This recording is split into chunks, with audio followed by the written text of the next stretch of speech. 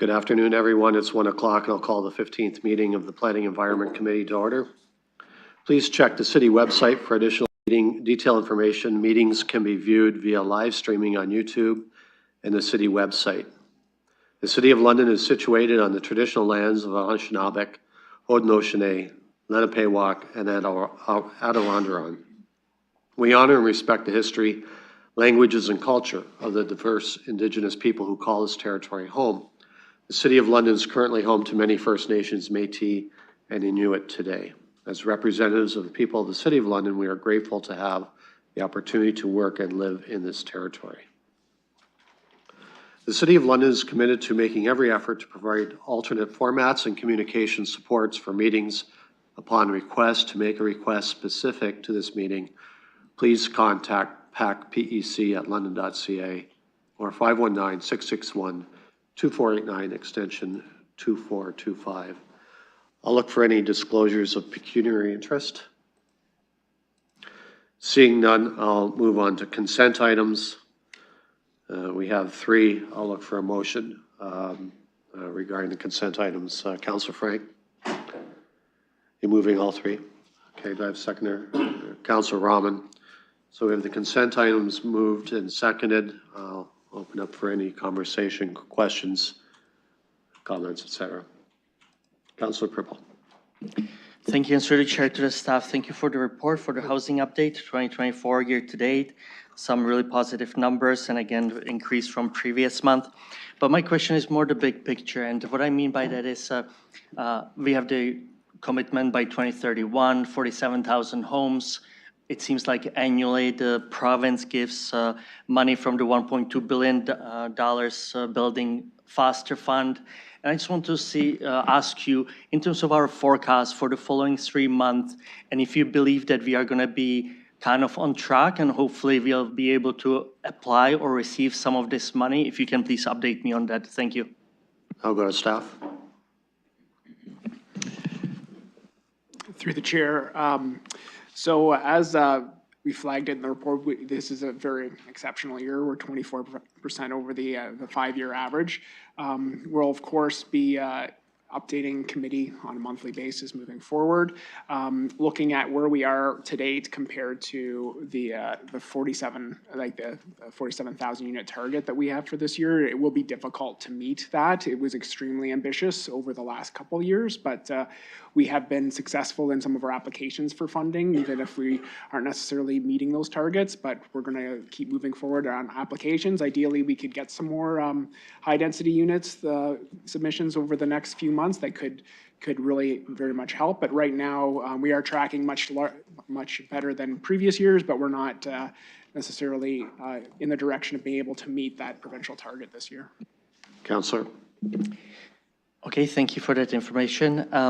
Is there any way, and I don't know if it's possible to track it from this perspective, but to receive also not just what's on the books, what I have in the 3 categories that you are listing, but also the forecast in terms of the year end, where we potentially could be, where we could be sitting at the end of the year, and then see if we accomplished it or if we are over or under. Would it be possible? Go to staff. Yeah, through the chair. So what we could do is look at the last 5-year average and use that as a basis of our projections, and also what we can do that being mindful of what's been submitted and what we're likely to see. But we could provide some further information if that's something the committee would be like to see. Councillor. Thank you. No more questions. Look for any other comments or questions. If the committee would permit a few comments from the chair. The numbers I show, I just want to talk to Councillor Pribble's points there. Obviously ambitious numbers that we presented. In 2022, the council okayed 4,000 units. In 2023, 5,000 units. And correct me if I'm wrong, but we have on our agenda a fairly substantial development before us with approximately 8,500 units. And with that, assuming it's approved by council, year to date, we're looking at 21,000 units approved in 2024, year to date. Is that correct? Through the chair, that's correct. So absolutely, as far as what council's doing to be able to approve units, we're hitting out of the park. The piece that is always a challenge, and we're finding just with the marketplace right now, is actually getting some of those approvals to permits. And of course, we're being very much measured against the actual permits, which is both us, but also the development community bringing forward applications.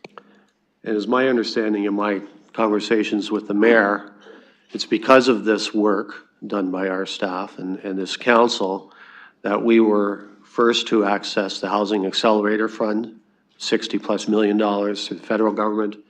And then I think as Councilor Pribble mentioned, 21 million, or I forgot 24 million, funding that will help us increase our sewer capacity downtown, which will provide enough capacity for 17,000 units downtown.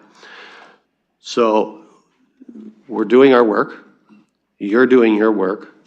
We need shovels in the ground. And what I see from this building report, and again, correct me if I'm misreading this, with interest rates and economic conditions improving that make the numbers work, we are starting to see the shovels in the ground that's coming from the previous zoning applications that have been approved and processed that we need to hit our targets of 47,000. But we're doing it with work, with building permits processed quicker, faster, more efficiently from excellent work by your team, Mr. Mathers.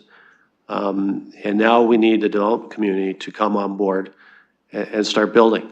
And I understand that that's based just on the numbers. They've got the green light to go. And now we need to see that come to fruition. I think what we're seeing this year especially is that's happening. So while it's ambitious targets that we have to meet, we are on our way to working hard to get there. Any other comments or questions from committee or visiting councilors? Seeing none, we have a motion moved in second. I'll call the vote.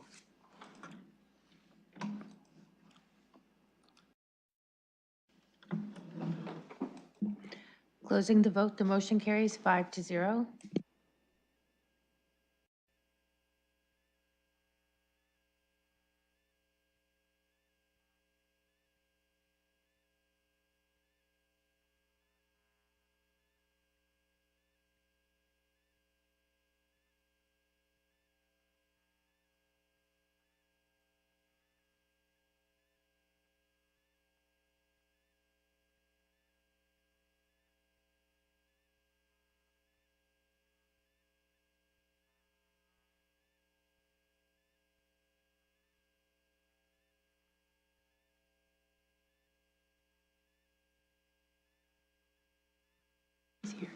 Okay, moving on to 3.1. We have a delegation, the chair of the Community Advisory Committee on Planning, that we'll look to him to address the committee. There you are, up there. Tellier, you have 5 minutes, please go ahead. Thank you. Good afternoon, members of the PEC. Thanks for having me speak today and putting me near the top of the agenda. So my name is John-Marc Metrailler. I am the chair of the Community Advisory Committee on Planning. I came to speak to you about one item in our most recent report, and that is the recommendation that the city consider a Part 4 heritage designation for the building we're all standing and sitting in, City Hall. I wanted to speak to this because I know getting a single line in a report on an agenda is not always the most useful, in that it can be helpful to know the context of what discussion actually occurred at the committee.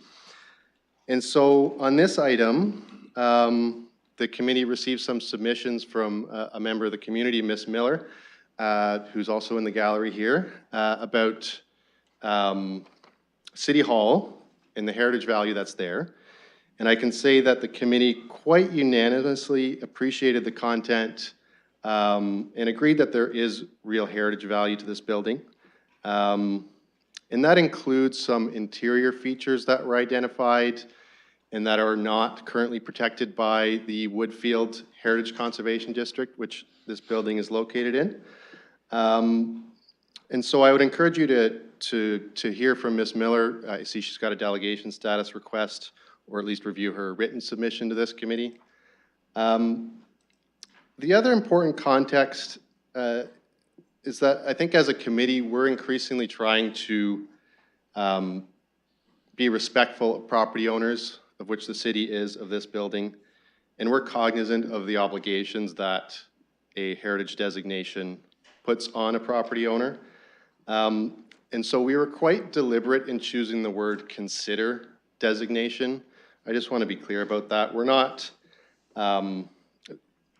insisting that a decision to designate be made today. We know there's a bigger picture here about the redevelopment of this property.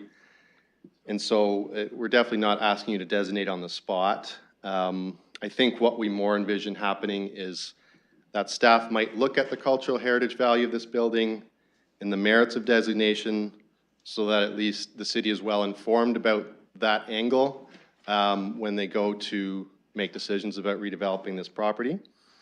The one other thing I wanted to note is that I think there's a broader context here that's also important. As this committee probably knows, there are thousands of heritage-listed properties set to be delisted on January 2027 as a result of provincial legislation. And what the committee has increasingly realized is that there is a lot of protection that is not going to be affected by that, mainly in our heritage conservation districts, which mostly cover older heritage, Queen Anne, Victorian, that sort of thing. But the modernist architecture is something that's not quite as protected. And as Ms. Miller has identified, there are other buildings aside from City Hall that were designed by Philip Carter Johnson that are set to lose protection. And so it's just, there's a context here of a lot of protection being lost. And the committee, we're not being defeatist about that. We're not trying to complain about it. If anything, we see it as an opportunity to try to focus more on underrepresented heritage in London, of which, you know, Philip Carter Johnson, modernist architecture seems to be underrepresented, underprotected, and may start to, start to see that being lost because it's not quite as covered by the HCDs. And so whether it's City Hall, whether it's, other pieces of modernist architecture that get identified now or in the future, I would say the committee is just respectfully asking that PEC and council keep an open mind about this. We're losing a lot of heritage. I think, you're going to see us try to claw a little bit of that back, especially in areas where it's underrepresented. And so I think that's mainly what we're respectfully asking for. Thank you. Thank you. As was mentioned, we do have a request for delegation from Ms. Miller. So I will look for a motion to approve that. Councillor Frank, seconded by Councillor Rahman. I'll call that vote.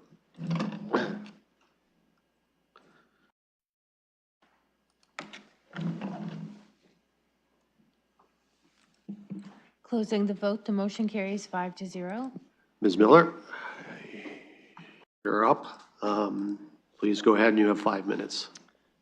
Good afternoon. Thank you, Chair and Committee, for this opportunity. In the context of Jean-Marc's comments, I support and reiterate everything he said. Just sort of as a quick sort of opening context, I wasn't born in London, but I've become a Londoner. I moved here 25 years ago to come to grad school. I'd never been to London, didn't really know much about the city. And in the first summer I was here, one of the options that I saw that came across my radar was a tour of downtown London, including City Hall, which is where the tour started. And that became sort of a touchstone for me, and it began my love affair with this city. And over 25 years, I have fallen increasingly in love with this city, with its challenges and its pros and cons, its beautiful buildings is really what started it for me. And so you never know what people are going to fall in love with. We're always encouraging, especially students, to stay in London and to make it their home. So that's something to think about as people are moving to London more and more and more. Our city is growing. I think students and young people and middle-aged people like me may be part of your target. You will forgive my shaking hand. I have a tremor that I don't share widely, but it is something that I deal with. So, okay, I should have asked for a lectern. Sorry, this isn't going to work. Sorry. If you can hold it for me, thank you. It's not a nervous thing. I just have a tremor. Thank you. Much appreciated.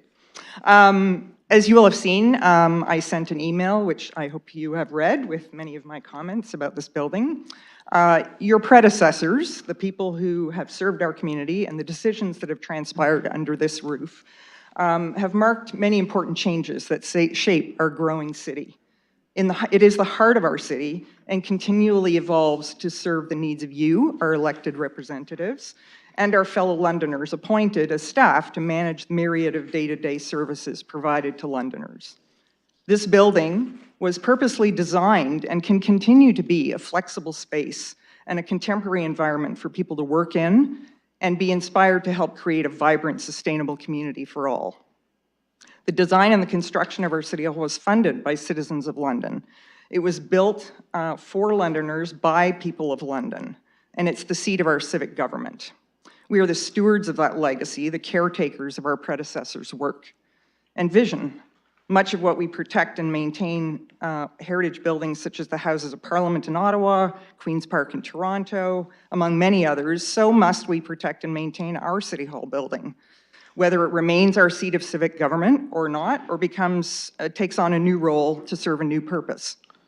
Cities including Hamilton, Ottawa, and Toronto have all honored their modernist City Hall buildings with heritage designation, winning awards for upgrades and restorations. These important recognitions mark the historical, architectural, and cultural heritage criteria outlined in the Ontario Heritage Act.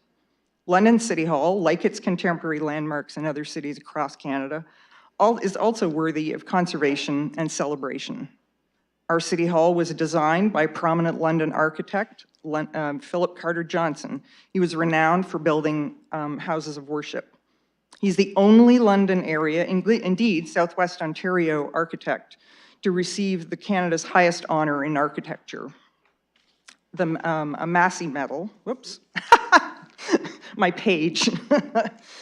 He won a Massey Medal in architecture, and the Massey Medals are now known as the Governor General's Medals in Architecture. He was honored in 1952 for his modernist design of Knox Presbyterian Church in Goderich, which still creatively serves its community today, some 73 years later. By honoring this important building, his final project, we also honor him as an accomplished Londoner. The striking design of this building is a rare Southwestern Ontario example of expressionist architecture, created in two interconnecting sections. The black oval base of Parabonka granite from Quebec, representing the people and you, our elected representatives, and the white marble tower from Tweed, Ontario, representing and housing the administration who serve council and the people of London. These substantial high-quality materials were carved from our ancient landscape and shouldn't be cast aside and destroyed for landfill. The greenest building, after all, is the one that's already standing, that is maintained and upgraded, and it can evolve over time to serve new functions and new occupants. As I noted in my email to you, there are a number of key architectural elements that define the heritage character of City Hall, including the white maple sound baffles on the side walls that you can see in this chamber. The next time you walk the grand terrazzo marble staircase from the lobby, stop about halfway up or down, and you'll notice something on one of the steps on the east side, an odd anomaly in the marble. When they were pouring the staircase, a workman accidentally dropped his pipe into the terrazzo mix while it was being poured. Unable to retrieve it, the pipe was left in place and sanded over. 30 seconds. This is one story of hundreds of our City Hall. It may feel odd and even confounding to designate heritage buildings constructed in our lifetimes, or some of our lifetimes. Does that mean we're heritage? I think it's important to remember there's no minimum age for heritage. It's the historical, architectural, and cultural significance that is recognized. Thank you. This building holds history. It tells the story of our growing city and the people who live here and who serve it. And you can help reignite Londoners' civic pride by embracing our history, our landmarks of all eras, and our place as a mature, confident, and sustainable city. I urge you to consider designating our City Hall building under Part 4 of the Ontario Heritage Act. Time marches on, and so does the meaning of our heritage. Thank you. Thank you, Ms. Miller. Okay, so we have a report in front of the committee right now. I'll look for a motion. Deputy Mayor. Thank you, Chair, and through you, at this time, I'm going to move to receive, take no action, and then I'll, if I've got a seconder for that, I will share the reasoning why. Okay, I'll look for a seconder. Councillor Hillier has seconded, so I'll move back to you, Councillor, or Deputy Mayor. Thank you, Chair. So through you, the first reason to take no action for me at this point is that we have the cart far ahead of the horse on this one. We have a long way to go with regard to what we are doing with a master accommodation plan and a new seat of government for this city. Whether that involves remaining in this building with a new building beside it, whether this building is removed, whether it's converted into office to residential at some point in the future, we are a long way from getting to a decision point on what that means. And so I'm not comfortable asking and tasking staff with work right now on a building that's already in a heritage conservation district. I don't think that we would, anyone would argue that there is some cultural heritage to this building, but asking them to start looking at a Part 4 designation, which is above and beyond what the conservation district requires at this point, I think is getting way ahead of the situation. I would also say with respect to, and we heard references to interior features, heritage features, should a decision be made in the future that ties this building into some sort of office to residential conversion, for example, how that interior preservation could work with an office to residential conversion would be extremely challenging, particularly if we are looking to include affordable housing options in that in the future. So I do not want to start tasking staff with a heritage analysis today that would bind future council because this council has 2 years left. I'm not sure that we will have a decision on a new city hall within the term of this council. And also, frankly, binding future taxpayers in terms of the limits that we might be placing on this building if we do this today. So I think that there will be an analysis done when we make a decision on this building because it's within the Heritage Conservation District already. So our staff will bring forward a report at the appropriate time, but I don't see the need to rush this into the work plan today. Look for other comments or questions. Councillor Frank. Thank you. Yes, a couple questions and some comments through the chair. I'm just wondering if we could learn a little bit more about what happens if this building doesn't have this process undertaken and like investigating the heritage aspect before the provincial guidelines lapse. Go to staff. Thank you for that question. Through the chairs, the property is in the West Woodfield Heritage Conservation District. The outside of the building would remain protected. Heritage alteration permit approval may be required for alterations affecting the outside of the building or property. However, as it's been noted, there are no interior heritage attributes identified. It's not possible to include interior heritage attributes under a designation as part of a heritage conservation district. Therefore, any interior alterations would not require heritage alteration permit approval. Councillor. Thank you. Yes, and follow up to that through the chair. Just wondering if doing a report to consider designating the city hall would be putting the cart before the horse, or would that force our hand in any way just to have staff look at writing a report for this? Go to staff. Thanks again for that question. And through the chair, an evaluation of City Hall using the criteria of Ontario Regulation 906 could be completed if council were to direct it.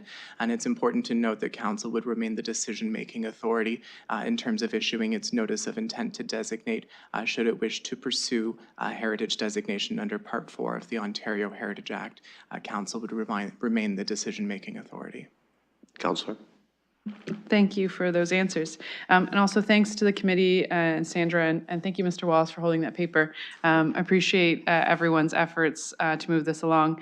I think that we make decisions all the time at council that binds the hands of future councils, so that to me is not one of my considerations currently. I'll say I wish I had lived through the 70s. It seemed like a really cool time, and working this building perhaps is as close as I'll get to that. So I've enjoyed that experience so far, and I imagine it's just as groovy as this room is.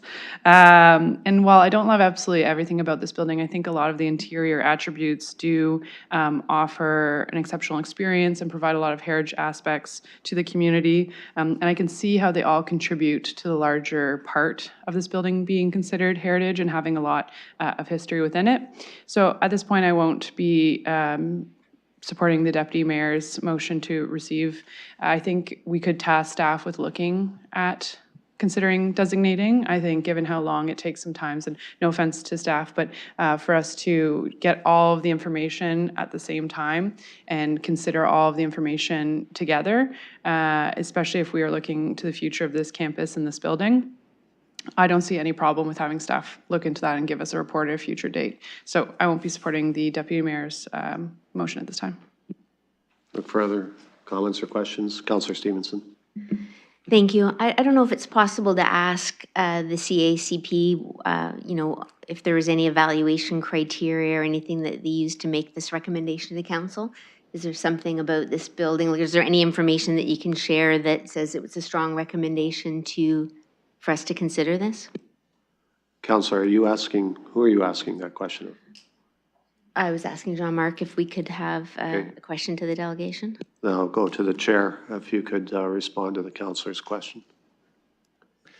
So the CACP did not itself prepare a report identifying specific features. I can say we relied on the contents, the submissions from Ms. Miller, the features she identified in her submissions, and that was the impetus for the recommendation from the CACP, as Ms. Miller made a presentation to us, identified things like, the wood paneling in this room, the marble in the main entranceway, and of course the exterior architecture, the involvement of Philip Carter Johnson. So I can't offer you anything new that we considered that you haven't heard from Ms. Miller. Counselor? Thank you very much. As this comes to council, I'm not going to be supporting this. If we have advisory committees and they make recommendations to us to consider, I'm not sure why we would say no. And I'm not sure I understand. To me, this is the perfect time to do this because we should know if this is of significant heritage value and it is something that this city and council believes in. We have a heritage department. We ask this of our residents who own heritage property. We ask them to adhere to and to protect the things that are valuable to our city. Then I think we should lead by example and do the same thing. And so to dismiss this, to not consider it, and not to ask staff to give us their expert opinion on that, I just don't understand how we can do that and then sit in these chambers and ask the owners of heritage property in this city to behave in a different manner and to take it with serious consideration. The Hamilton City Hall was designated with a heritage designation in 2005, so it's not unheard of for people to do city halls. And when we talk about affordable housing, again, it's not something, or maybe this is a bigger discussion for council to decide what value we have in heritage, because it does make owning heritage property more expensive to rent. And that if we're looking at, if we're looking at that, the costs of maintaining heritage property and making our decisions based on wanting to to offer affordable housing, then I think it opens up a bigger discussion. So to me, it's not a receive and take no action, it's a receive and take some action to decide as a council how important heritage is to us, what is the policy or procedure when a recommendation comes from an advisory committee. And at what point we do look at it. Is it at the earliest point that it's brought before us, or is it deferred? So I personally will not be supporting this, and I would support some sort of action being taken to discuss heritage and the resources that we allocate to it as a city and the asks that we make of our residents. Maybe it's a wider discussion about heritage that we get to have rather than one specifically about this city hall. I'll go to Deputy Mayor Lewis and then I'll go to Councilor Purple. Yes, thank you, Chair. So I need to take the opportunity to respond to a couple of those comments because respectfully, this committee has refused a number of heritage designations, not only in this term of council, but in last term of council. While there are absolutely challenges to property owners who have heritage designated properties, those properties that were designated by prior councils are in place and that has some challenges for them, absolutely. But that doesn't require us to just continue to designating every ask that comes forward. And we have not done every ask that comes forward. We've, as a committee, been selective about how many criteria have been met on lists and things like that. But it's also been a result largely of when applications are brought forward. It is generally the process that a heritage impact assessment is brought forward in conjunction together with a potential development proposal, not typically on its own. And so that's why I'm suggesting we take no action at this point, because we don't have yet a proposal for this campus and what that may look like in the future. And so that's why I'm moving that direction. I think it's also really incumbent to address as well the idea that a take no action is just a no. It's not.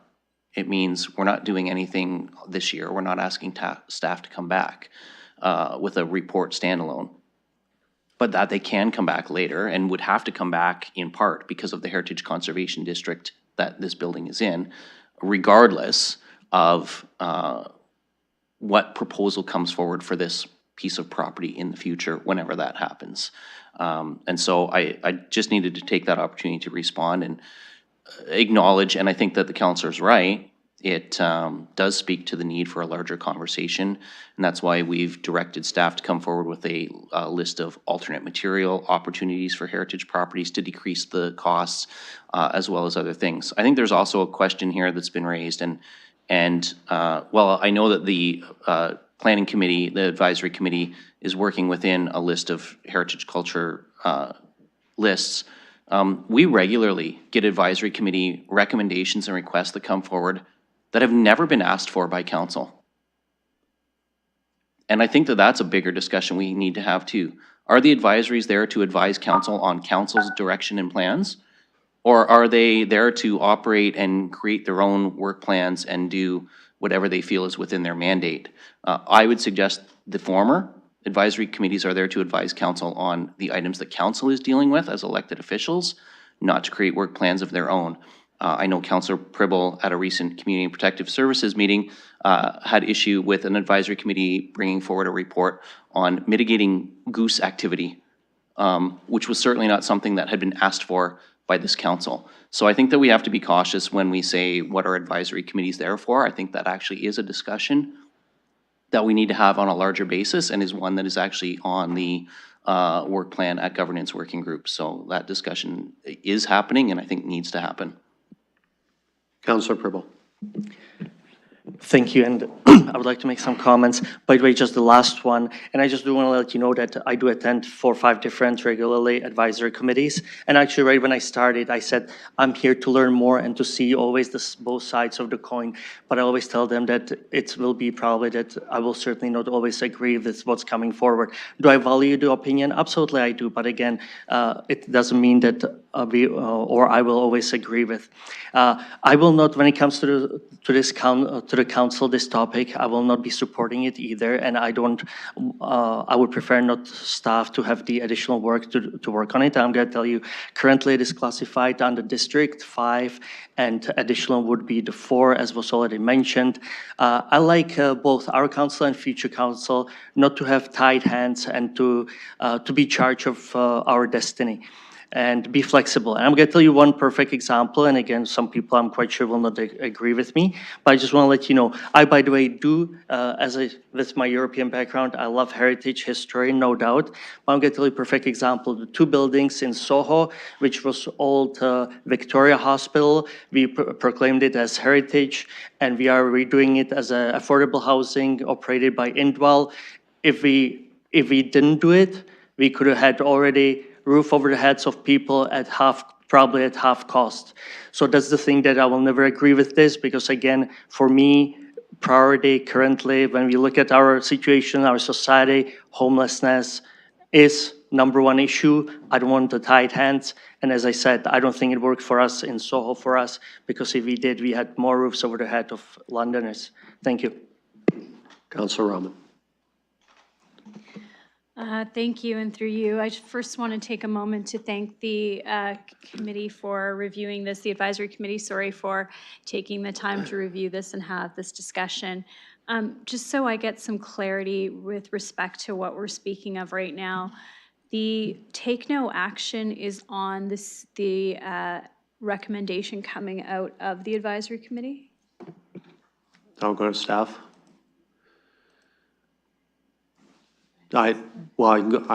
Councillor, I don't believe they're saying take no action.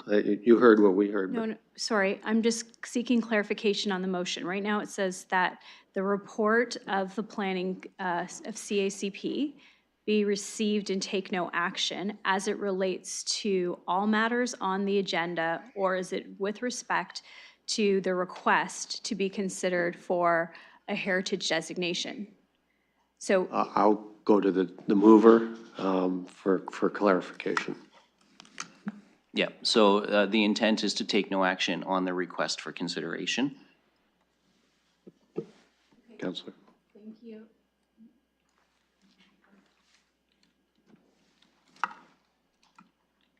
Thank you. I'm looking for, I guess, interpretation on whether or not it would be seen as contrary to have a motion that staff be requested to consider it a Part 4 designation for City Hall.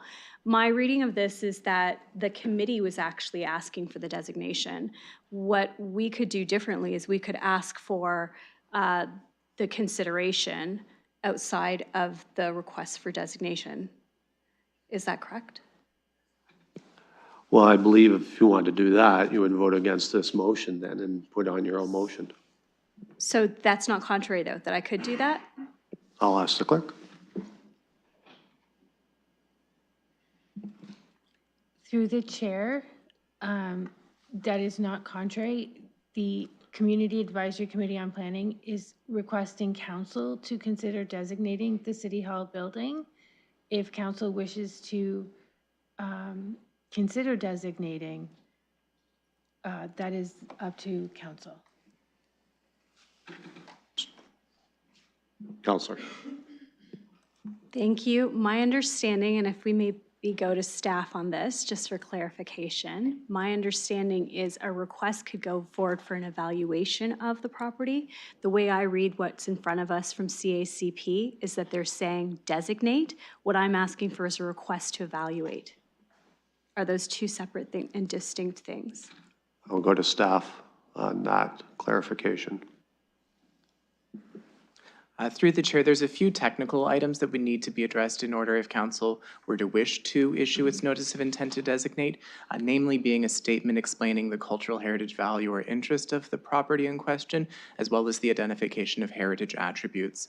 Those are required under the legislation in order to issue of intent to designate. So I believe operationally there would still need to be some sort of work undertaken should this committee choose to support the consider recommendation arising from the CACP in order to be able to take those next steps towards designation. Okay, Counselor. But is the next, I guess through you, is the next step an evaluation of, okay, so in my reading of what CACP had here, it was actually skipping that evaluation. What I would like to do is I would like to see us evaluate, then make an informed decision based on the evaluation that's in front of us. So as long as it's not seen as contrary, and I can bring that motion following, whatever direction this motion takes, then I'll look to do so. Okay, I'll go to the clerk again. If you've listened to the counselor, should this motion fail and she puts her intended motion on the floor, is that contrary? Can she able to do that? Through the chair, if this motion fails, the council can certainly bring forward a motion to evaluate whether or not City Hall should be designated. Counselor? Thank you, that was very helpful. I appreciate you taking the time to help me to better understand that and the process. I will say I appreciated the history lesson. I appreciated the opportunity to hear about the heritage of the building. I've spent, I'd say, a fair amount of time in this building, not just as a counselor, but when I worked in the mayor's office as well. It is a very unique building in and of itself. And sometimes you don't realize the significance a building has or the feeling that a building has to it and why you fall in love with it. I won't say I have a love affair with this building because I do not. But the architect himself actually built another building that I'm very familiar with, a church that I grew up in, and it holds a lot of significance for me. So I was actually pleased to see that he had also played a part here as well. For me, this is an evaluation. This is an opportunity for the community to better understand the attributes in the building as well. Although the exterior of the building is already classified and protected under the current designation, I do think that the interior features need to be considered. And even if during that consideration, council moves in either direction, I think it is a good opportunity for us to look at some of those assets and attributes and see whether or not there's opportunity to protect and preserve. So I'll look to bring that forward if that's an opportunity. Thank you. I'll look for other comments or questions. Counselor Stevenson. Thanks. I just had a follow-up through you to staff. Is it fair to ask for staff's opinion on when would be a good timing to do an evaluation of the heritage for this building, knowing that we have an RFP going out for work on it? When would be good timing to address that issue? I'll go to staff.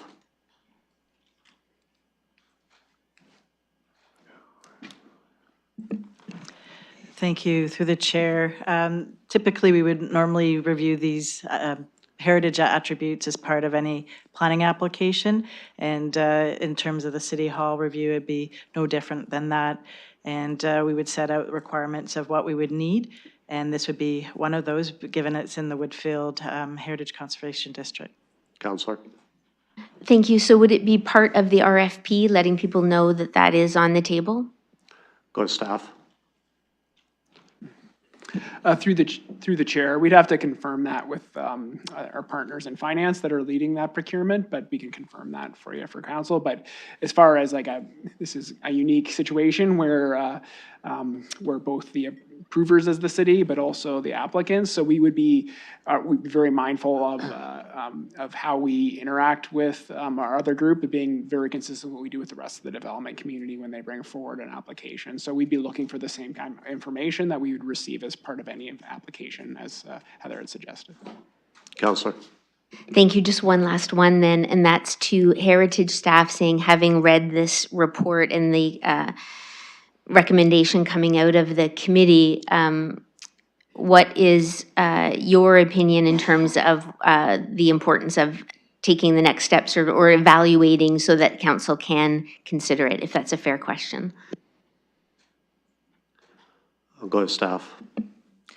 Through the chair, as we would, for any application, we would do the evaluation at that time, whether it's now as if council decides to go down that path. But typically, we would want to do it, package it up as part of any application or RFP or whatever that next step in the process. Councillor? Yeah, thank you. Sorry, I probably wasn't clear. My question through you is to heritage staff, to ask them for their opinion on what has been coming out of the CACP.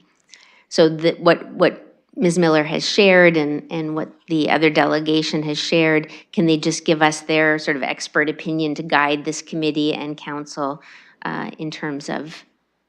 Councillor, I'm not too sure if I want to go for opinions, to be honest with you. Okay.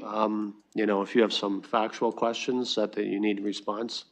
Oh, well, it would just be, is there an idea of whether there's enough heritage attributes to warrant it? Like, I mean, that's what the recommendation coming out of committee, I guess I'm assuming, is that they feel that there's likely to be enough heritage attributes to meet the criteria. I understand that it's a decision of council, but to know,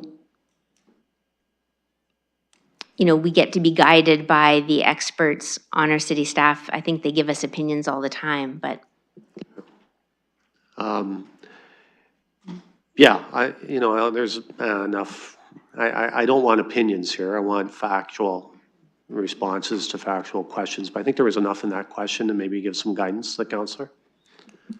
Thank you. And through the chair, a comprehensive evaluation of City Hall would take that opportunity to identify any features or attributes of the building that do have significant cultural heritage value or interest. And at this time, an individual evaluation of the City Hall property and building has not yet been completed. Its identification as part of the West Woodfield Heritage Conservation District speaks to the outside of the building, but not the interior. I hope that was sufficient to, thank you. Councillor? Okay, good. Any other questions or comments? I'm going to ask the Deputy Mayor to take the chair so I can weigh in on this conversation. And I'll take the chair. Go ahead, Councillor Lehman. Thank you. And as been said, I want to thank the chair and Ms. Miller for bringing this forward. I think this is a good time to start this conversation. And I think that has been recognized by fellow committee members and visiting councillors.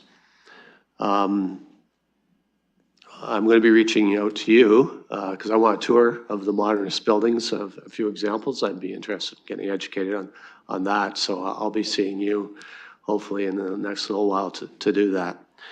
I guess where I land on this is I agree with the Deputy Mayor. This is too early in the process, and I'm concerned about two things. One is, has been mentioned, the phrase about putting handcuffs on proposals coming forward. I think this can be a very exciting opportunity in looking at the home and the seat of government for London for the next, many decades.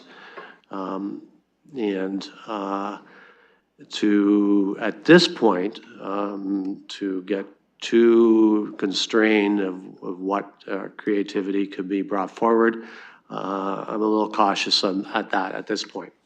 I'm also concerned when we get into designating heritage status, especially interior, the extra costs of taxpayers on preserving features. Was nice to have, but in this time of, fiscal concern for our taxpayers, is this the right time to look at that before we have all the information in front of us as to our options? So I agree with the Deputy Mayor. Take no action for a year is appropriate here. I'm not saying to take it off the table for sure. I do believe this is an iconic building from the outside. I think inside though, there's a lot of concerns there, especially from a fiscal standpoint. So I will be supporting the motion going forward. Thank you. Thank you, Chair Lehman. And I have no one else on the speaker's list. I'll return the chair to you. Okay. Councillor Frank. Thank you. Yes, I just wanted to add that I'd like to go on this councillor heritage tour for modernist buildings. Thank you. More the merrier. Any other comments or questions? We have a motion moved and seconded. I'll call the vote.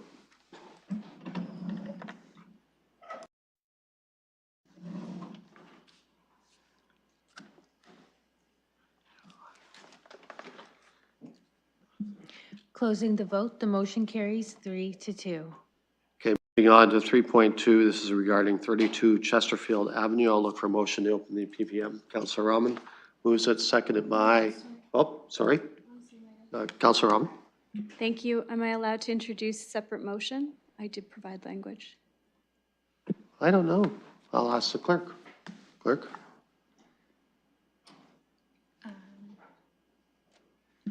Through the chair, the recommendation that was passed was to receive the Community Advisory Committee on Planning report and take no further action on the request to designate City Hall.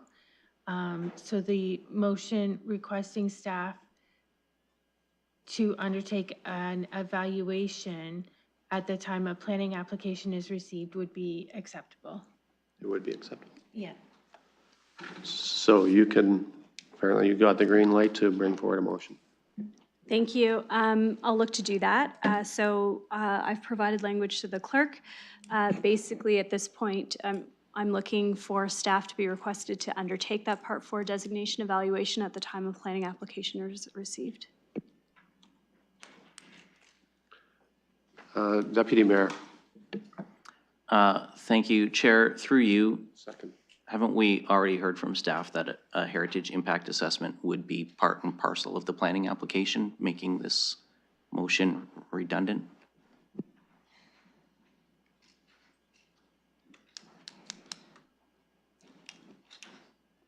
Perhaps if staff, if our planning department can, I'll go to staff. I think what we're trying to do is, based on the motion, I think there is concern that this might be contrary to the motion that was passed.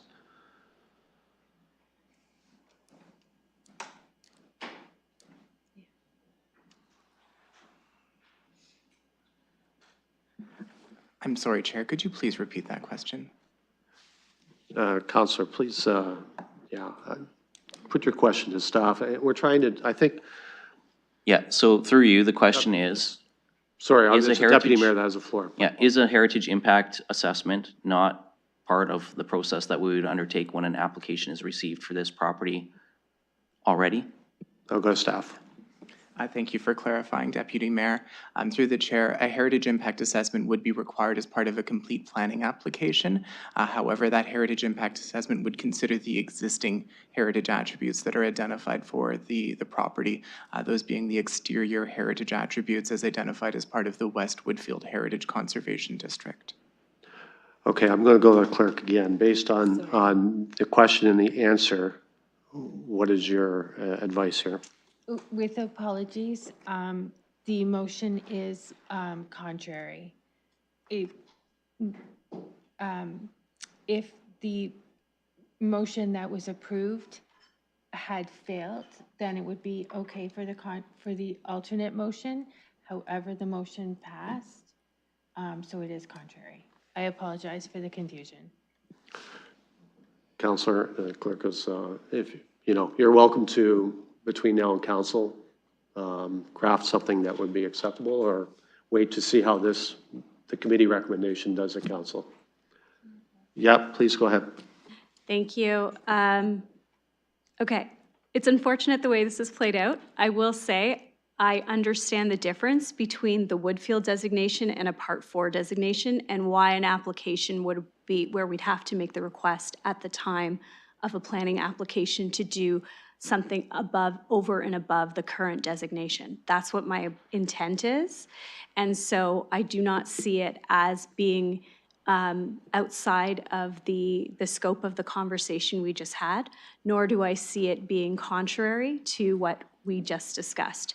To me, it's an added discussion that came from that topic. So I don't see it as contrary, but if you feel that it needs to be dealt with at council instead, I'll wait to do it there. Okay, thank you. Now moving on to 3.2, 32 Chesterfield Avenue. I'll look for motion to open the PPM.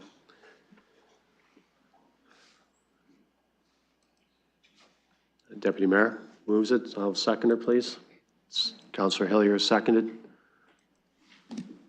I'll call the vote.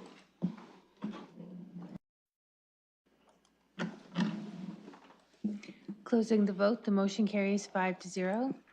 Any questions for staff of technical nature? Seeing none, I'll look to the applicant if you would like to address committee. I believe is he online. Clerk?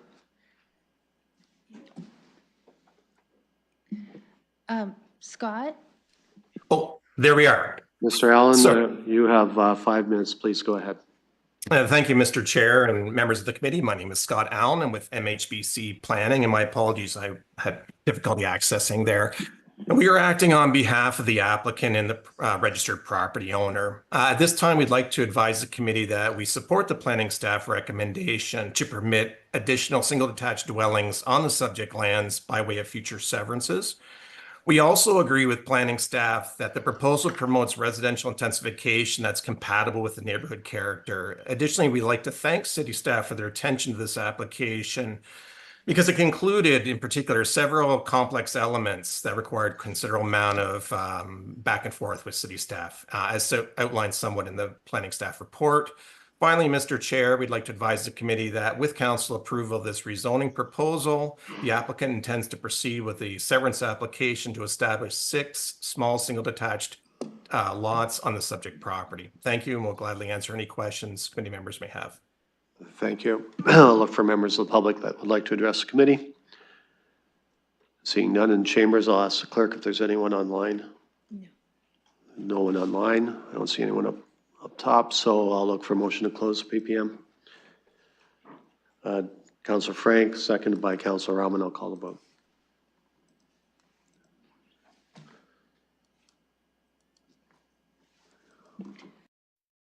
Motion carries 5-0. Thank you. I'll put this item on the floor. Looking for a motion. Councillor Rahman? I'm willing to move the staff recommendation. And we got a seconder from Deputy Mayor Lewis. So we have a motion moved in second. So any comments or questions? Seeing none, I'll call the vote.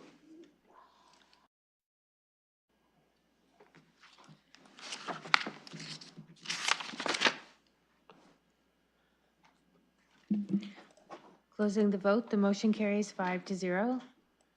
Okay, moving on to 3.3. This is regarding 1350 to 1352 Webster Street.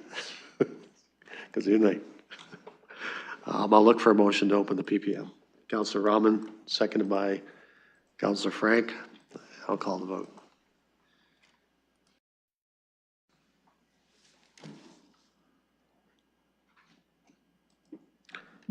Closing the vote, the motion carries 5-0. Thank you. Any questions of a technical nature for staff? Seeing none, I'll look for the developer, or the applicant rather, to address the committee. Please, sir, give us your name and you have 5 minutes. Thank you. My name is Caden McAllister with Zelenka Priamo here on behalf of the applicant, North Development Corporation.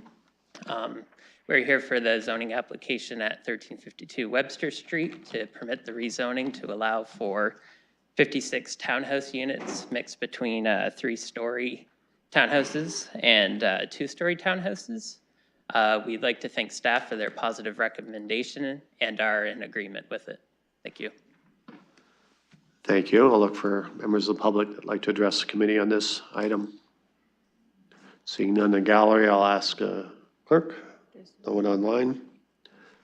I'll look for a motion to close the PPM. Councillor Frank, seconded by Councillor Rahman. I'll call that vote.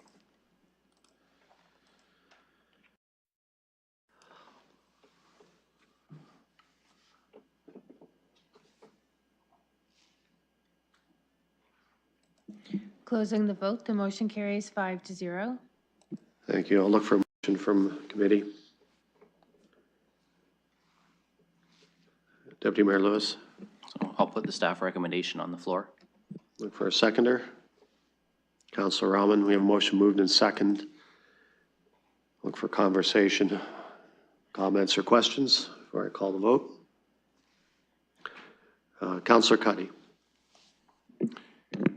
Thank you, Chair, and through you, and thank you for allowing me to speak today, although I'm not a member of this committee. So, through you, Chair, I'd like to address Mr. McAllister, if I may, and I'm sorry that Mr. Campbell's not here because my discussions have been with Mr. Campbell and not with Mr. McAllister, but I'm going to give you a little brief overview of this. First of all, this is in my ward, and I highly support this project. It's a wonderful project.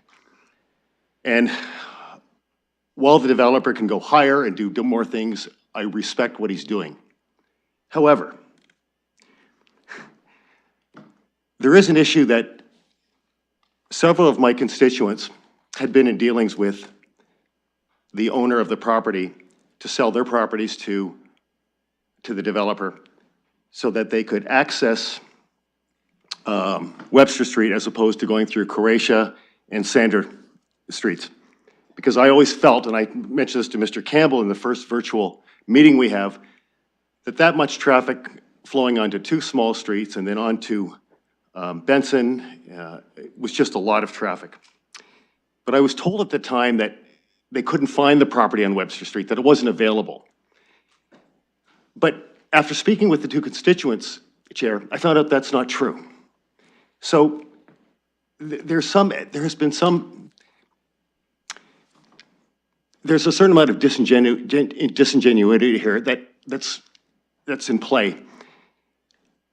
I don't know where, there's just too many moving parts to this right now for us to approve it. I think staff's done a great job with the recommendation, but I think we have a couple of constituents, I have a couple of constituents that are quite upset that they were in dealings with the planner and with the owner as of lately as 6 weeks ago in selling their property.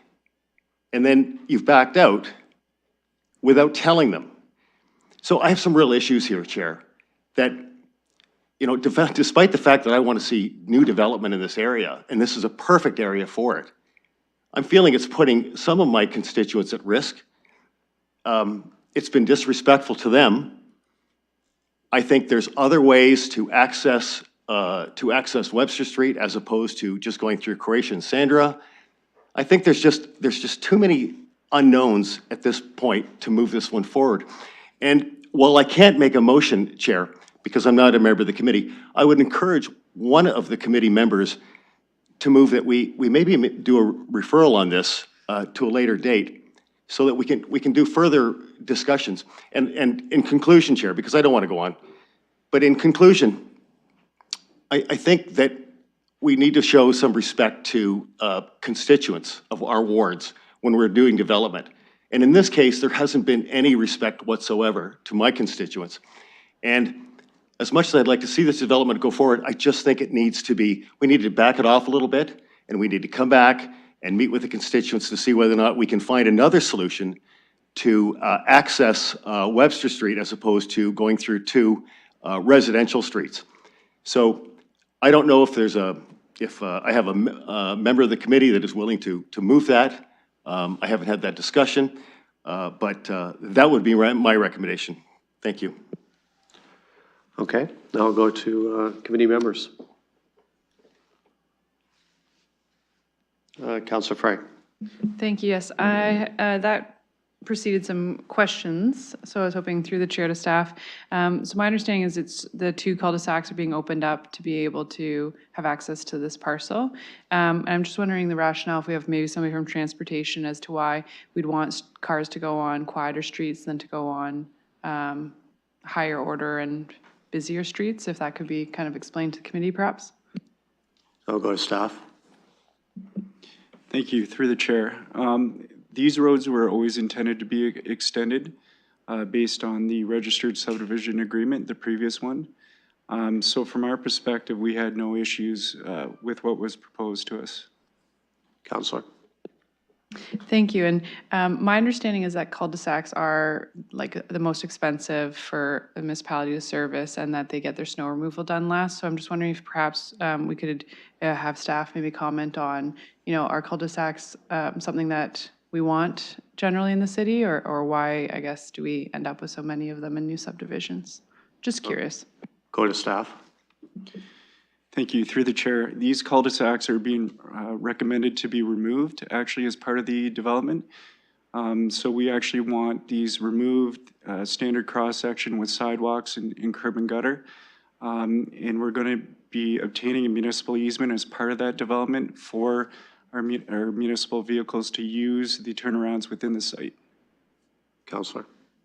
Thank you. Yes, that didn't exactly answer my question, but that's okay. I appreciate it. I'll be supporting the staff recommendation on this. I think at this point, it sounds like there was already an agreement to access this land through the cul-de-sacs access point, as well as I think that, the cars or people have to get out somewhere, and it seems to make more sense to do it on a quieter streets than right onto Webster, which is busier, and we want traffic, actually the volume flowing on those kinds of streets. So I appreciate the ward councilor's concerns. I think it's important that those are shared at these meetings so people feel heard. But at this point, I think that it makes sense to support the staff recommendation. Look for other comments or questions from committee. Deputy Mayor Lewis. Yeah, so I'll pick up where Councillor Frank left off, because I do appreciate when the ward councillors share their concerns. Acknowledge that for some residents, this is going to be a change to their neighborhood. But that's true of any of the applications that we bring forward. I will say, like Councillor Frank, I think cul-de-sacs are actually not a great planning tool in the first place. The old grid patterns are certainly much more efficient for maintenance and service for snowplows and things like that. So I understand where the resident concern is. At the same time, I think we have to look at the scope and intensity as well, and the fact that there would be a split with Croatia and Stonehenge. And so, again, not everything is going to flow out of one entry exit point onto a residential road. The more important thing that I wanted to share, though, is, with the 90-day statutory decision times we have, deferring this would actually just mean that it's appealable right away for a non-decision. And so, well, it sounds like there were some discussions about whether or not an additional property or properties could be acquired, and those have not advanced. By deferring it, we would actually be, I suspect, not having continuing discussions, but in fact seeing an appeal for a non-decision. And so, with these statutory deadlines imposed, I've been very consistent. I don't support referrals because I don't want our legal and our planning staff spending time at the OLT. So I can't support a referral. I've got to support the staff recommendation on this. Other comments or questions? Councillor Rahman. Yeah, thanks to my colleagues for their comments. I agree. At this point, I couldn't support a referral. I do appreciate that there are some lingering neighborhood concerns and hope that the applicant will continue to communicate with them as to the final outcome of those conversations. Any other comments from the committee or visiting councillors? Committee permit me from the chair, I'll be brief. I'm hesitant to do a referral as well. However, when Councillor Cuddy brings concerns such as those, I take them very seriously. And I think I'll meet with you, Councillor, before now in council, so I can learn a bit more about where you're coming from. But it will have to be pretty big for me to look a referral for reasons mentioned by other committee members. So I'll support the motion. If there's no other comments or questions, we have a motion moved in second. I'll call the vote.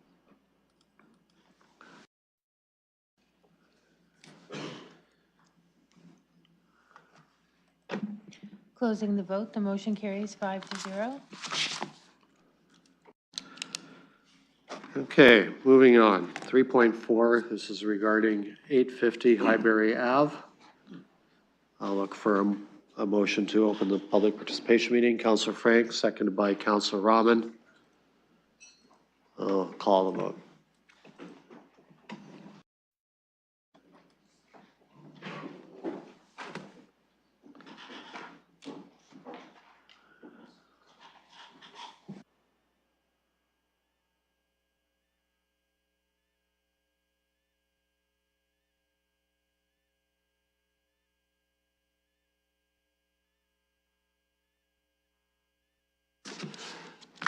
Councillor Lewis. Deputy Mayor Lewis. Need your vote.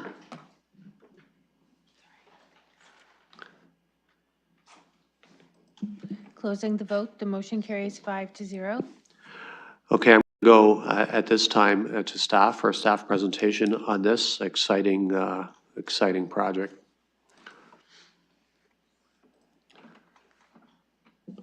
Through you, the chair, I'll just pull up the presentation quickly.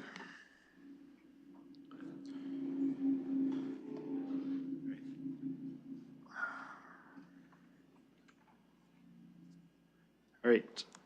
Through you, the chair, my name is Michael Clark, a planner with the city in the subdivision planning.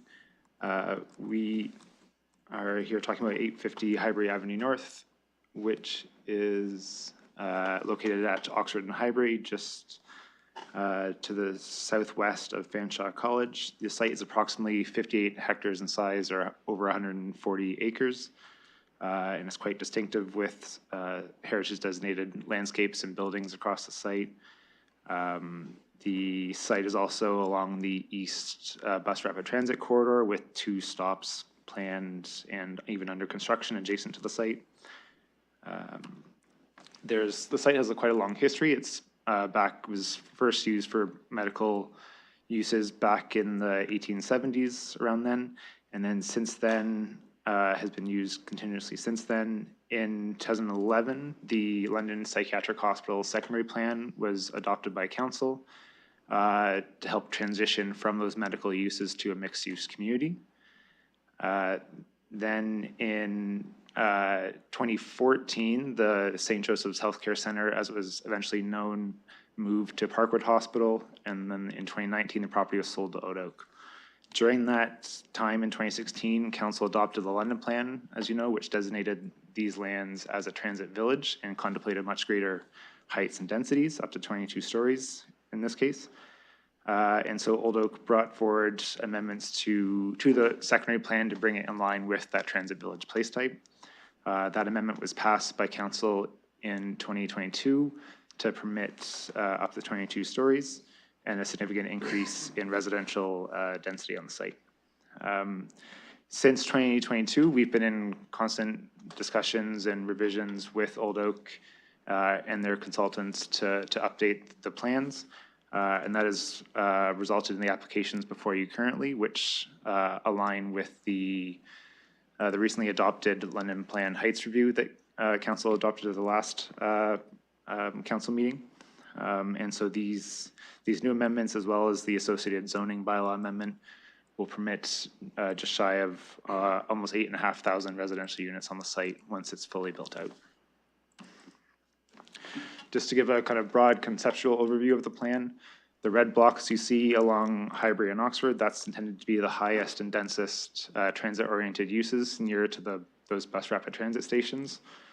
The blue blocks kind of on the west central portion, that's intended to be a mixed-use village core adjacent to those, the Central Heritage Campus shown in brown on the plan, which includes like the original infirmary building, the chapel and recreation hall. The green blocks are at the site, that represents the planned open space network, including the heritage designated treed alley and other landscapes throughout the site, as well as a future municipal park on the east side of the site. The balance of the site is intended to be medium to high density residential, shown in yellow on the plan, including a possible school site in the northeast portion of the development. This is just comparing what was amended in 2022 to what's currently being proposed. And so site heights up to 32 stories are being contemplated, and these will generally transition down as you travel east and south across the site and towards the Central Heritage Campus. In terms of the zoning, it's a very large site with a large number of different zone variations. But in general, the transit-oriented corridor is intended to be zoned R9-7 zone, which is based on similar permitted uses and regulations to what council adopted in the recently approved transit station area zones. And those would permit a wide range of active commercial and other uses on the ground floor of residential developments. The interior kind of residential blocks within the plan would permit a range of townhouse and low to mid-rise apartment developments. And the heritage buildings are intended to be zoned to permit kind of community facilities and business district commercial uses to allow for their adaptive reuse. The site is also, as I said, along the bus rapid transit corridor. Construction is currently underway on the Highbury Avenue portion adjacent to the site. And staff have been working very closely with the property owner to, in advance of this subdivision, get the required road dedication to allow the construction to be accelerated and to align and coordinate the necessary infrastructure upgrades with the bus rapid transit improvement. Those infrastructure upgrades for this development, I'm saying. That's anticipated to be completed in early 2025, and then Oxford Street is planned to begin next year as well. And so there is lots of activity already adjacent to the site. I'm here with a small team of the larger team that was working on this application, and we're here to answer any questions that you may have or the public has. Thank you. Okay. Thank you for that presentation. I'll look for the applicant now, if you'd like to address the committee.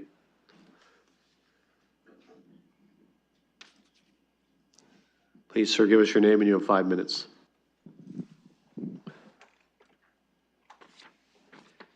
Good afternoon, Chair and members of the committee. For those of you who have not met yet, my name is Michael Bierbaum, Vice President of Construction Development at Old Oak.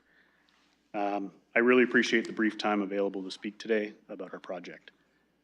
I'd initially like to thank all staff, counselors, and consultants that were involved and their ongoing support and collaboration over the last 5 years and those prior to that.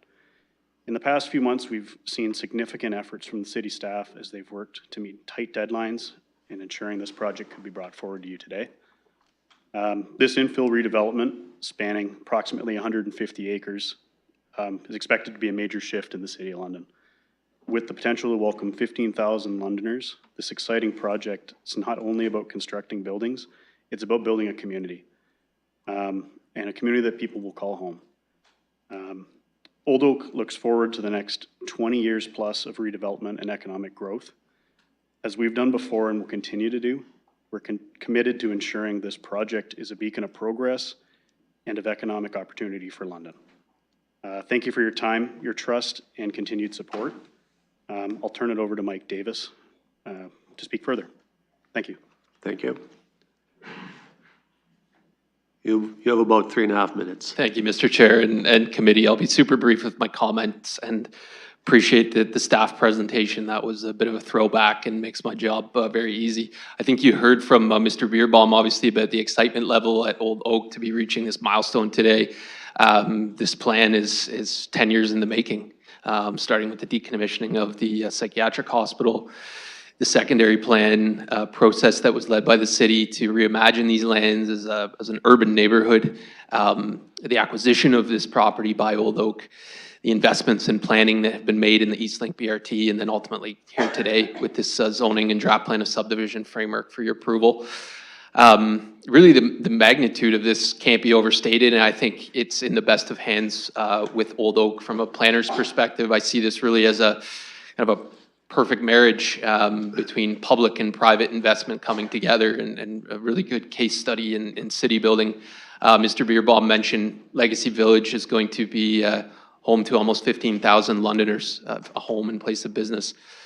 And I think while the housing piece kind of gets the headlines, those numbers get the headlines, this is actually deeper than that. This is creating a complete new urban community with heritage preservation, with new commercial opportunities, with new parks, amenities, a completely new active transportation network, all on the doorstep of the BRT project. So really fortunate and excited to be here today. And I want to also extend a massive kind of appreciation to all of the staff in planning and development who have touched this project in one way, shape, or form over the last 10 years.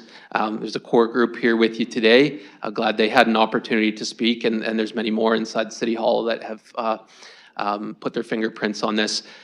With that said, the work's not done. This is really the start of a 20-year process where we're going to see multiple planning applications and site plans and engineering design work. And so we really look forward to continuing on that amazing cooperation with city staff. So we've got both Old Oak and us here today to answer questions. Thank you. Thank you. I'll look for other members of the public that would like to address the committee on this item.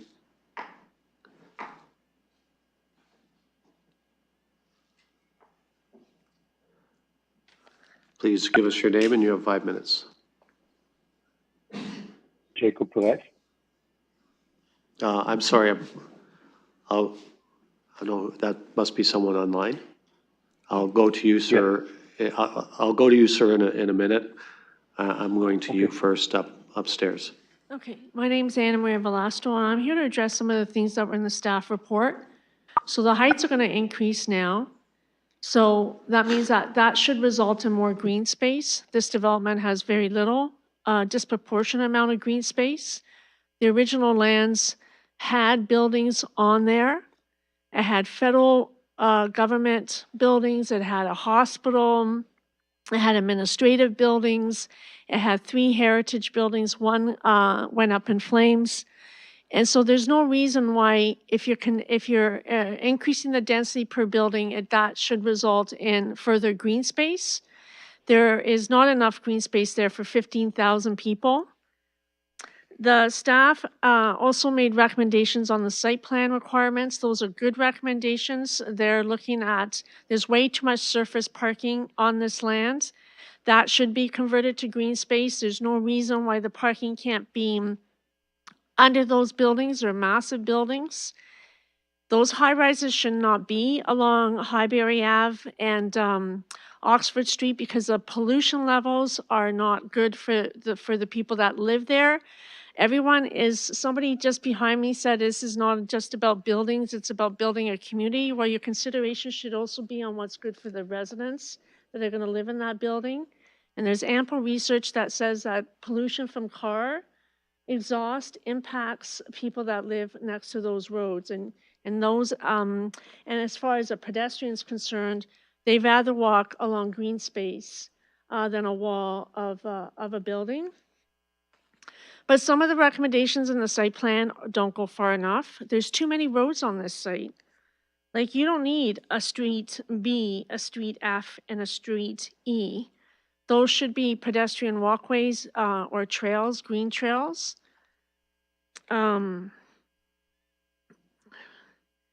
So I'm sorry, we no longer have an urban design peer review panel because someone decided it was red tape. And so now I feel free to say that I don't find this an attractive architectural design. It's vertical and horizontal. They're just big, fat building blocks. There's no space for urban gardens. I'm not sure if you realize that people all over the world are building buildings that support urban vertical gardens. And that's not someone putting a pot on their balcony. They're built into the building design, and it increases oxygen for those communities. It's better for birds. Everything about it is progressive. And for some reason in London, we get the most boring buildings or knockoffs that are already passé in other cities. And so the recommendations for the site plan and the staff report, they're good. They don't go far enough. We shouldn't have those surface parking lots. There's no reason why they can't be built under those buildings. And if you're going to go higher, then that has to translate directly into green space. And you have to recognize that people's health are important when you build what you call this new urban little micro city. So people that live next to busy streets are more susceptible to chronic illnesses, and that's in the science. And if you're going to care about the people that live there, then you build so it's good for them, it's healthy, it's green, and there's lots of oxygen in an intersection where the traffic sucks all the oxygen out of the air.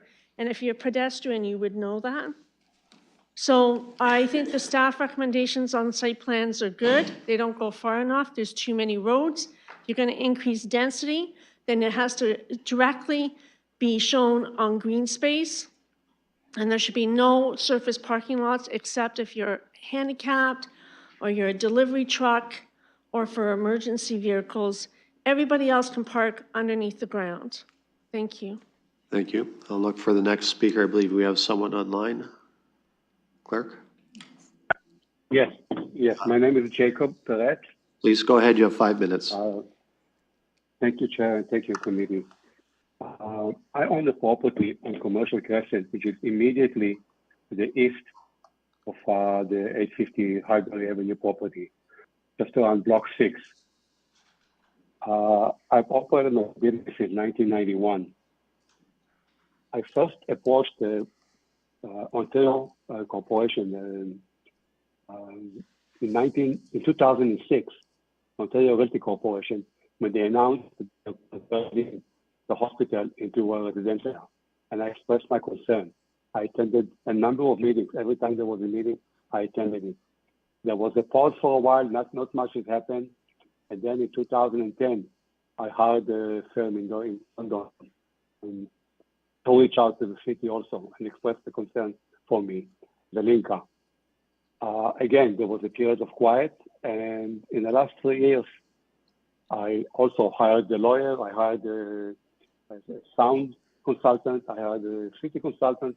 I spent a lot of money, and I'm not a big business company. It's a small business. I operate with my son. My son is running it right now. There is noise. There is a certain amount of noise out of the property. And I just want to make sure that when people move in, they will be aware that there is noise. I don't want to start getting calls from the city or from people that they have to shut down my business because people can't live there. Years ago, what do you call it? Old Oak hired a consultant, a sound consultant. They came with some recommendations.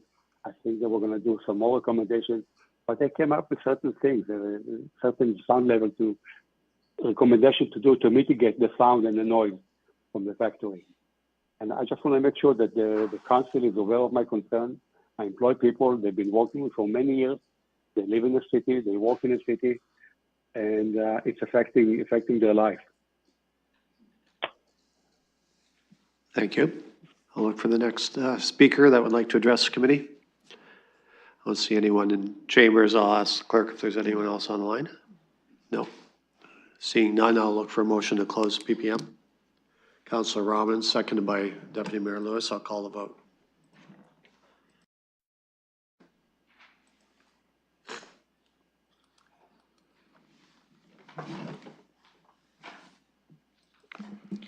Closing the vote, the motion carries 5-0. Okay, I'll look for a motion in committee. Deputy Mayor Lewis. Through you, Chair, happy to move the staff recommendation on this, and once there's a seconder, I'd like to speak to it. I'll look for a seconder. Councillor Frank, seconds. I'll go back to you, Deputy Mayor. Thank you, Chair. So through you, first of all, I want to say to the applicant and the applicants and their planner, thank you for all the work you've done on this, as well as to staff. I know there has been a lot of back and forth. I know that Councillor Cuddy and I, in particular, have had a number of meetings with staff about water and wastewater, sanitary sewer capacity in this area over the last year. And as much as the construction right now on the East London Link is frustrating for many, myself included, because I have to go through that traffic schmozzle as well, seeing those large new sewer pipes on the side of the road ready to go into the ground and open up this land for housing opportunities and for business and school opportunities and those things is really exciting. And I know it won't just benefit your property. As I said, Councillor Cuddy and I have had a number of meetings with staff because there's some other projects along Oxford that are looking to bring some housing into the area for Fanshawe students as well. So it's been a long time coming, and we really, I know you made the time to meet with all three impacted ward councillors, and all three of us are here today, and we listened and heard what you were proposing here. The heights that are in this staff recommendation are very consistent with what we just passed as recently as last week at council with the official plan amendments on the heights review, which is off to the province now. So I think that all in all, this development pretty much checks all the boxes. We've got a potential school block, we've got green space in there, we've got some heritage repurposing in there that will create a village core and a business district there. We've got high density housing that's going to create thousands and thousands of units on this site. As I said when I shared this with the public, this site is going to provide more homes to people than the town I grew up in had for a population. And to see and to have a London developer with local roots, deep family roots in the community, seeing the potential for the East End, and I've been saying for years, it doesn't all have to go west.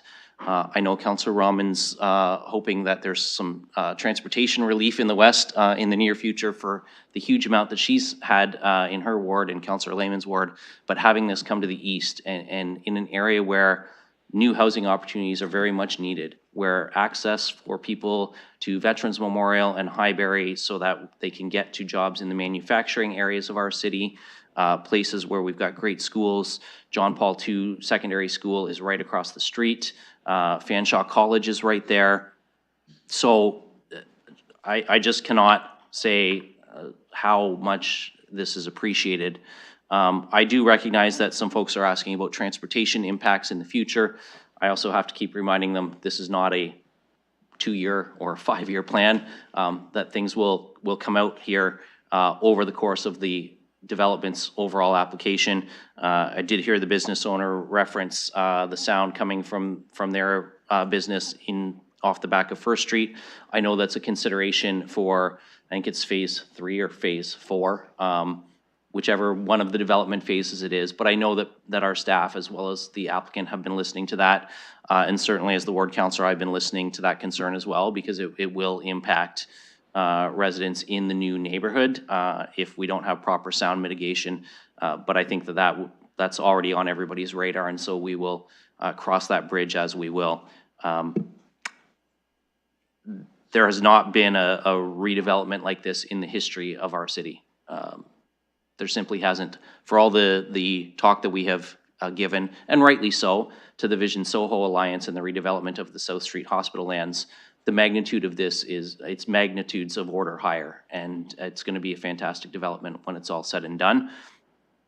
And it also speaks to having this located on the East Link bus rapid transit route that not everybody is going to be driving. Some people will be taking cars.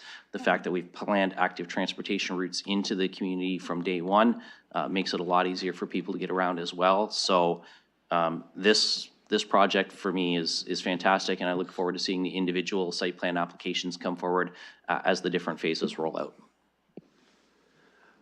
Any other councillors, comments or questions? Councillor Cuddy. Thank you, Chair, and through you, and thank you, Chair, for recognizing me as a visiting member of this committee. And I don't want to repeat anything that Deputy Mayor has so eloquently said, but I do want to take a moment to recognize both Robert and Michael Bierbaum. And if you don't mind, the vision that you have and the vision that your dad had in this project. You know, Deputy Mayor Lewis said this is the largest project of its kind in London. This is the largest project of its kind in Ontario, maybe in Canada. 142 acres, 7,300 units. I think the 8,600 units, but we can't service that much. But 8,600 units if we could. 14,500 residents. It's a 15 to 20-year project. This, as Deputy Mayor Lewis said, this checks all the boxes. You know, the only unfortunate thing is I have to share this with both Councillor Stevenson and Deputy Mayor Lewis, because this is really in my ward. But this is so big that it encompasses 3 wards. It is exciting. I can't say enough about this, Chair. and again, to repeat, not to repeat what Deputy Mayor Lewis said, but this is a change. This is such a major change in the city, and we're not likely to see this in our lives again. So I am so excited about this project. Thank you, Michael and Robert and your family for doing this. And again, I will recognize that the Beerbohms are a London family. And, you know, we don't have to go outside to Toronto or to the GTA and find investors to come. We have the investors here.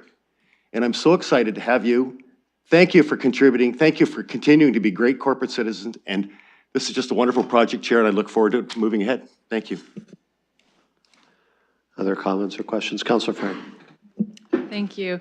A couple questions through the chair. I was wondering, I noticed that on one of the areas, it looks like there'll be a new municipal park.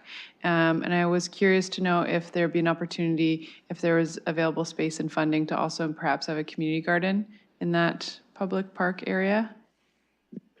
Is that a question for staff or for the applicant? All right, I'll go to staff first to see if they want to comment on that. Through the chair, that's something we would have to discuss with our Parks and Forestry folks, but maybe a question for the applicant.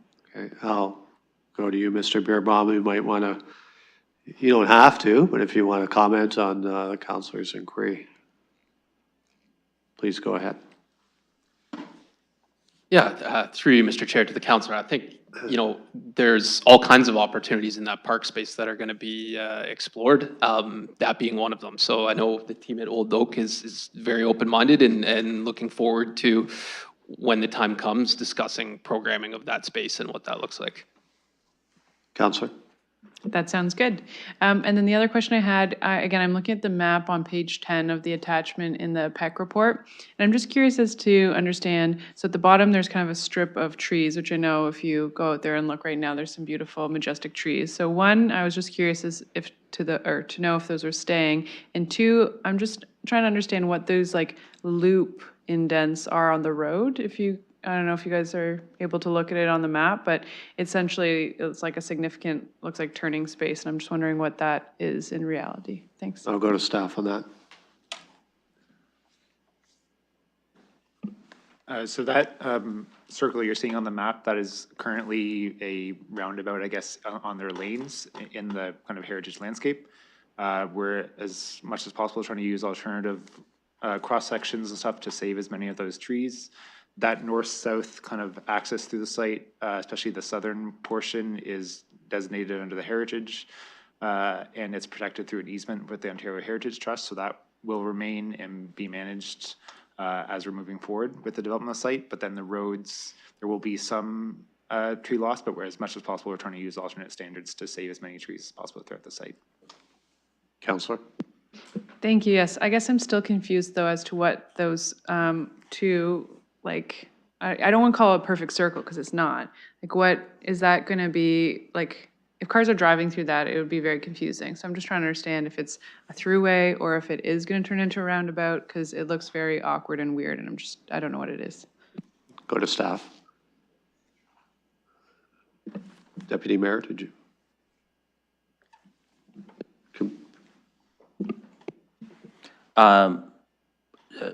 I might be able to assist with that if we're talking about the feature that I think the councillor is referring to. So in the staff presentation slide, there's the development proposal, site location and context, where there's an aerial map. And you can see there that from the aerial map right now that there is already a roadway there with a green space center to it with some trees there. So I think that is on the block map, just appearing as a white circle or like semicircle, but that's, I think, the feature you're referring to, if that helps clarify what's there currently. I'll go to staff if you want to add to the wisdom of our planner over here. Am I right? Yeah, through the chair.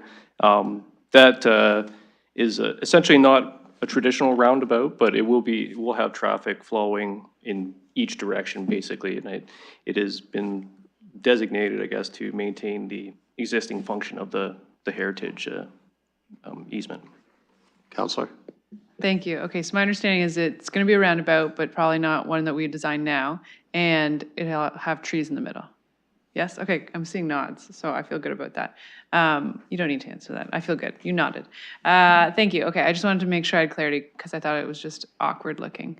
I'm happy to support this. I think it's a good use of space. I think we do need a psych facility, but perhaps not on these lands. And I'm looking forward to seeing the high density along the transit corridor and all the park space. Thanks. Thank you. Councillor Rahman. Thank you. Through you, I just had one question before some comments. It's on page 273 around the parkland dedication for Block 58. I'm just wondering if staff can comment on that. Staff. The note that's in our file.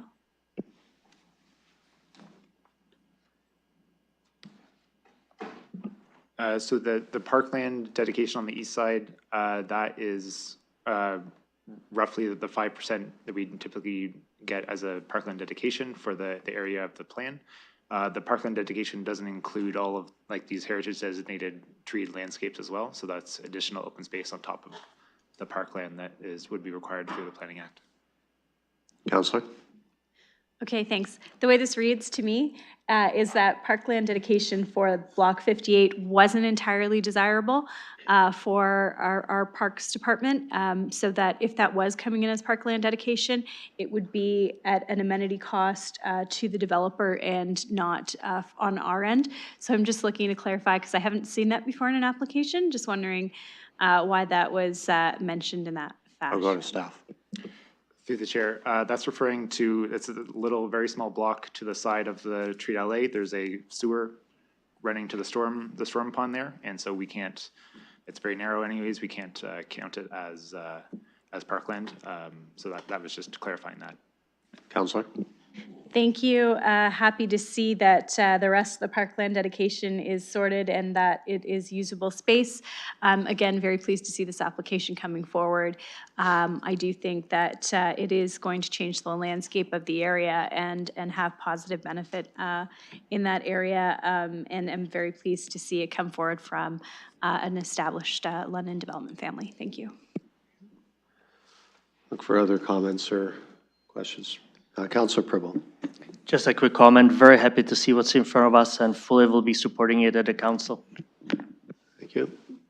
Councillor Stevenson. Thank you. Hard to resist the opportunity to say thank you to Old Oak. And it's an exciting time for East London, and the businesses out there will be very excited to have more residents out there to support the businesses. So it's gonna be a big change.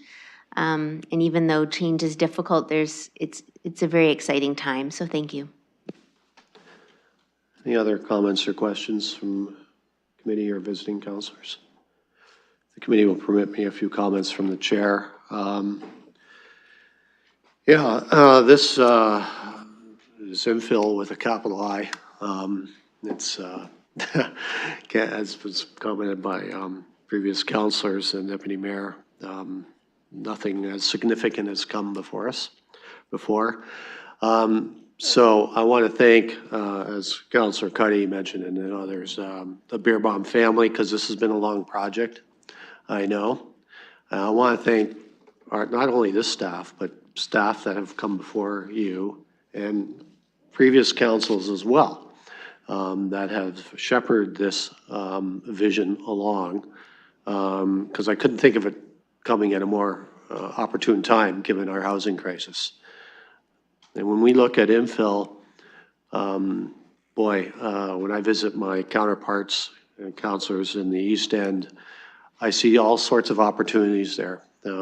Councillor Rahman and I, coming from the Northwest, we're full up. There are some pockets left, but boy, it's time for other areas of the city to be explored. And I think the East End has great potential, and I think you're leading that charge, and I hope others follow your footsteps there. To hit our target of 47,000 homes, we need a few home runs, and this is what this is at. We have had others with Soho and other developments around the city. This is crucial for us to meet our housing challenges. So I look forward to getting shovels in the ground, as I mentioned before, and getting going on this, because we need it, quite frankly. The fact that it's on a transit route, you know, when I supported that leg, this is one of the reasons that I saw this coming, that I could see that we would see the necessary population at that end that could have transit supported. And just, yeah, we're fortunate. I've said this before, and it was referenced earlier. We're fortunate in this city to have local developers. And when you have local developers, they build with the knowledge of a sense of pride, quite frankly, that their families have invested in our community. They live in our community. They're building for future generations. So I think we benefit from that as opposed to those that might be coming from outside. They're purely profit-driven, quite frankly. And so that gives me confidence that this will be a development that lives up to its billing. So thank you from the chair on that one. So those are my comments. If there's any other comments or questions, we have a motion before us, moved and seconded. I'll call the vote.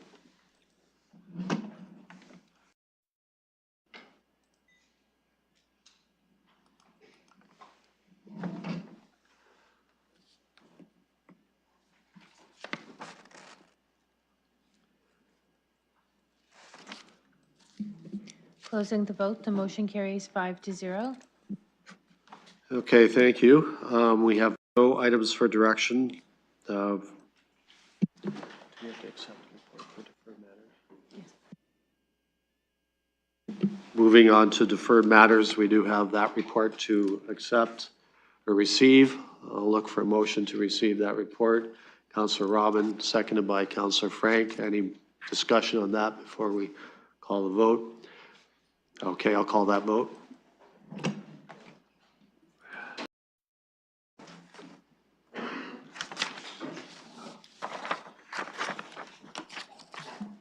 Closing the vote, the motion carries 5-0.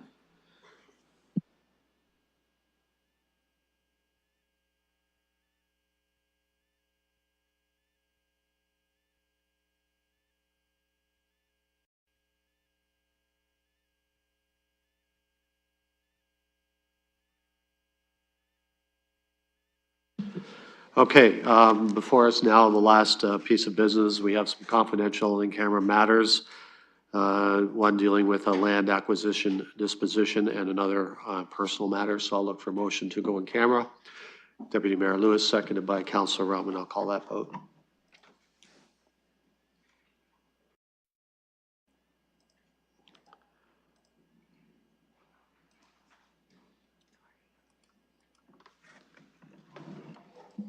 Closing the vote, the motion carries 5-0.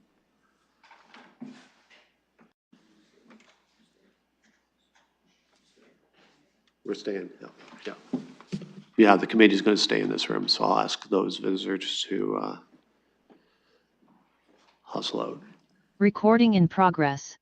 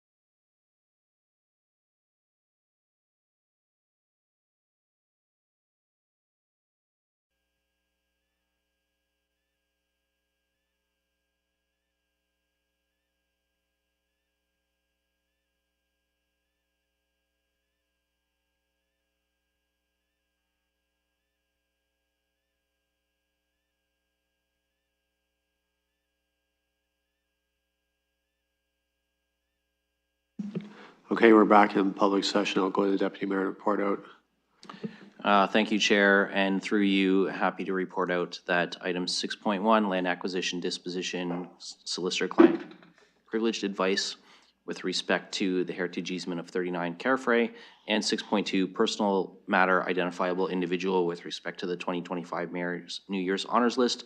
Progress was made on both items. Thank you. I'll look for a motion to adjourn. Deputy Mayor Lewis, seconded by Councillor Frank. Call the vote and vote. The motion Thanks, folks.